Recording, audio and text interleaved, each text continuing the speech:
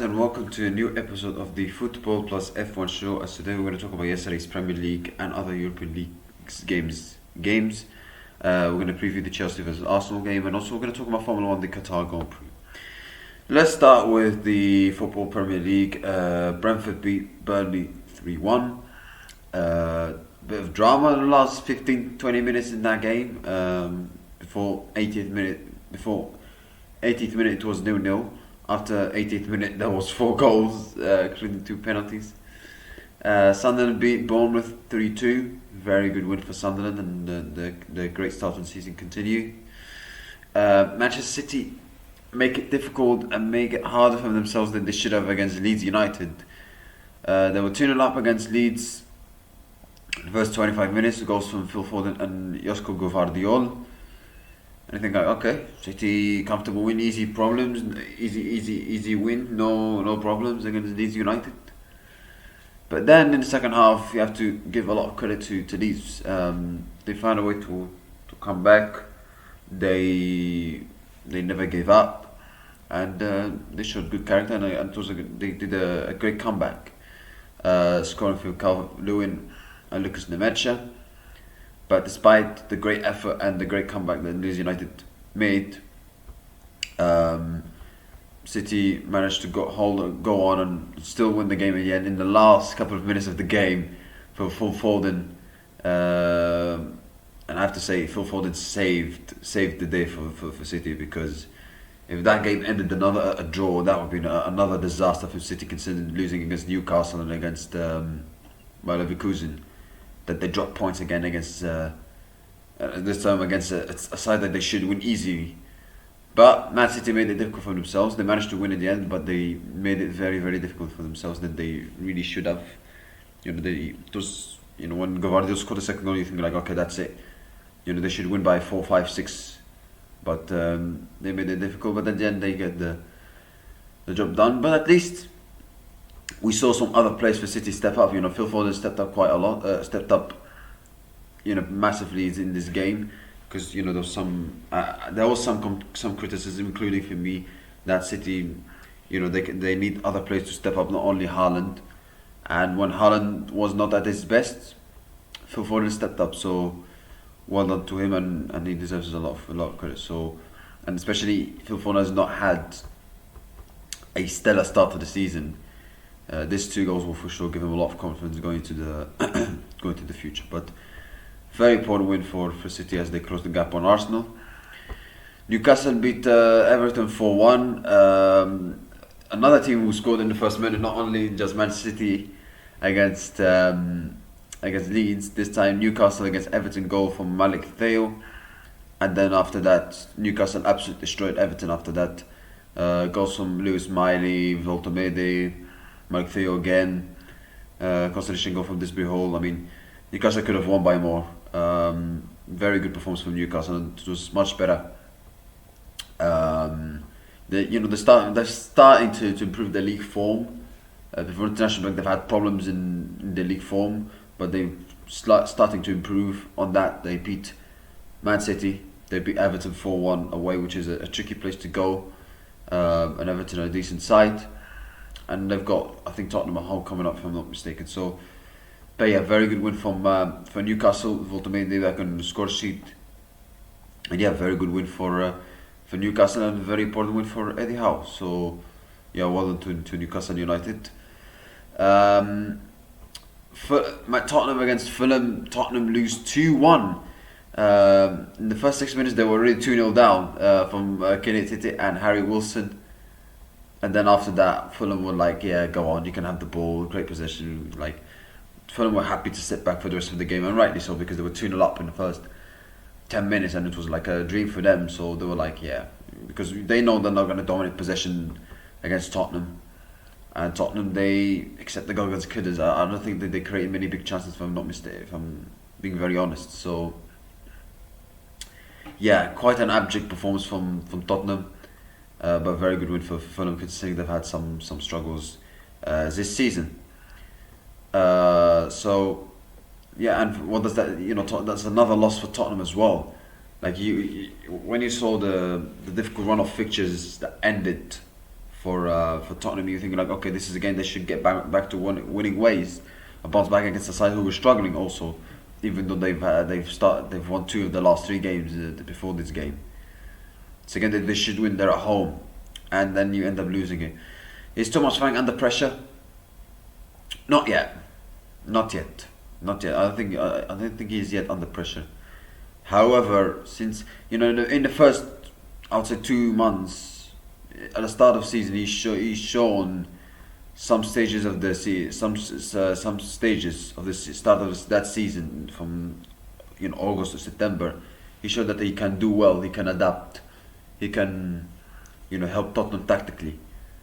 But after that, Tottenham, like, it's been the Spurs that we all know. If I'm being very honest, very average, not good enough.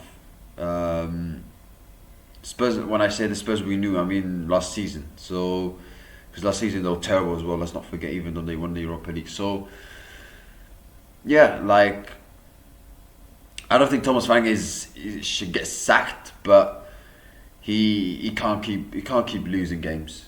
He can't keep losing games. He has, at some point, Tottenham are going to have to get back to winning ways and get a bit of form. So, yeah. Now let's move on to today's Premier League game, and that is Chelsea against Arsenal, the big one. It's second versus first. What it looked like before City played, because the whole match weekend was second against first. Before City obviously won their game, but that they play the extra games. Chelsea still have to play, but it's a second. Hypothetically, it's second versus first. Chelsea, they're in a good form. They just beat Barcelona. Fantastic performance from them. Arsenal, they're in a amazing form as well. 2 are in a very good form. 2 are playing good football. They're winning games. They're scoring goals. Both teams looking strong recently. So yeah, Chelsea obviously they have got they don't have much. They're a squad that doesn't have much of an experience, but they've got so many quality players, top quality players like Estevao, Cole Palmer, Enzo Fernandez, Caicedo, and Cole Palmer is going to be back for this game, which is great news for Chelsea, very good news. So, and let's see how and Arsenal, they look very strong as well. As I said, they're in a much well drilled, well coached, well oiled machine right now. They look better equipped now to win the Premier League than they were, let's say, last season. Because last season they were quite inconsistent, and they've had some injuries and they couldn't. Sometimes they were not level-headed with the amount of red cards they were picking. But this season, it's been the opposite. Arsenal have been in control, in emotions, in controlling games, in control in possession, in control of everything, to be honest with you. So they look very strong, Arsenal, defensively, offensively. So this game is going to be like a tactical game between Maresca and Arteta. Maresca is a guy that likes to adapt and try to identify the weaknesses of the opponent. He done that against Paris Saint-Germain in Club World Cup final. It worked. He done that against Barcelona. It worked. So when you look at Arsenal, what are the weaknesses? That's the problem. What are the weaknesses? It's difficult to say because there's not many weaknesses. Arsenal midfield is so strong. Going forward, they can score goals. Defensively, we all know they're the best defensive team right now in the world. What are the weaknesses? There are not many weaknesses from Arsenal. What I would say is that one of the weaknesses from Arsenal is that they maybe when a team plays similar to their way, that's when maybe they could struggle. Like Sunderland, for example. Sunderland, they were physical. They played long balls. They were strong in the air defensively, and they played the game in terms of physicality. They challenged Arsenal in terms of physicality, and it worked. I don't think Chelsea are gonna play that way because Sunderland, they done well this season, but if you look at the team, they don't have the quality players as Arsenal have. So you can understand why. Whereas Chelsea, they've got the quality players they have. But at the same time, if they try a similar tactic to what Sunderland used, then the fans are not going to happy. I'm not going to be happy with how Chelsea approach this game.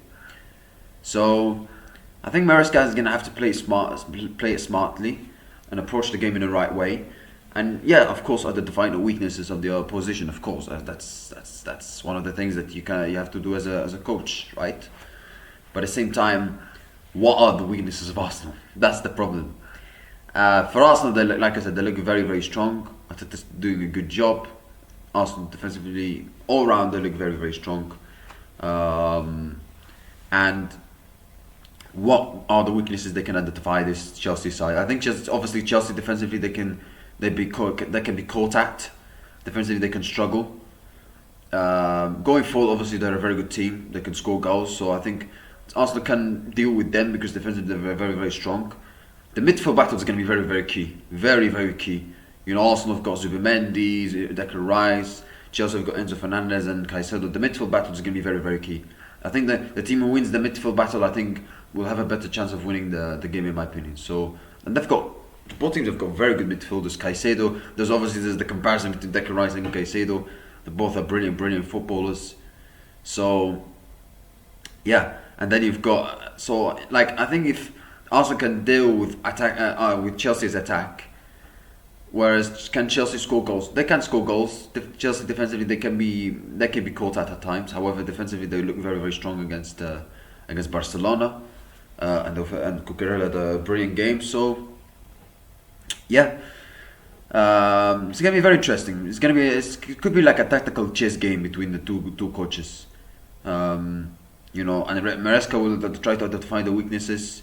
Arteta will try to play pragmatically and play on transitions because you know Chelsea defensively they can be caught at.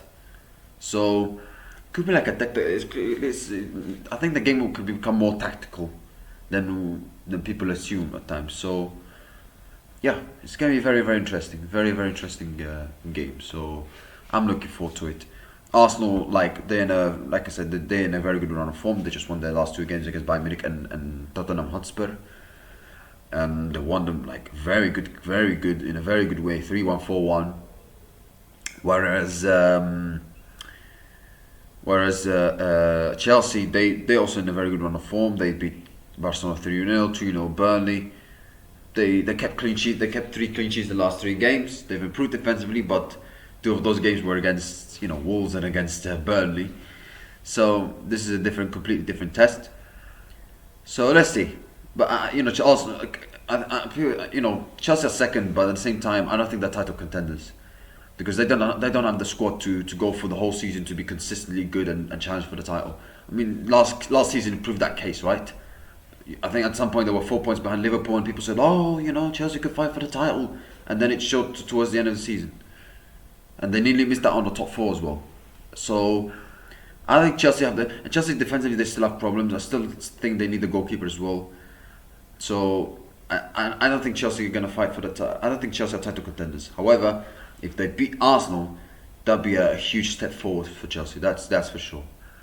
For Arsenal, they look very strong, and I think if they drew this game, they'll still be I think 5 points clear of Man City. So it's not the end of the world. But of course, it's a game that Arteta and his players would try to win. So because if you want to win the Premier League, we would try to maximize as much points as you can. So yeah. My score prediction, I'm going for a 1-1 draw. La Liga, Barcelona gets back to winning ways by beating Deportivo Alaves 3-1. Goals from Yamal, 2 goals from Dani Olmo. Barcelona go back to the top of La Liga until Real Madrid play today.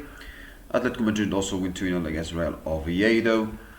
And then they've got Serie A as AC Milan won 1-0 in a Allegri fashion, beating Lazio 1-0 thanks to a goal from Rafael Leo. Juventus also beat Cagliari 2-1. Bayern Munich also win their game. They bounce back after losing the Champions League by beating St. Pauli 3-1. Luis Diaz back in on the score sheet as well. So yeah. Now let's still talk about. By the way, in the Barcelona game there was some tears from Hansi Flick, and Rafinha was consoling him and telling him, "Hey, what's going on?" Which I don't know why Hansi Flick was crying. It's difficult to say. Maybe there's people saying that he's exhausted. Maybe. So, but yeah, it's quite scary. But I like to see this kind of emotion in that game, in this kind of football. So yeah. Now let's move on to Formula One.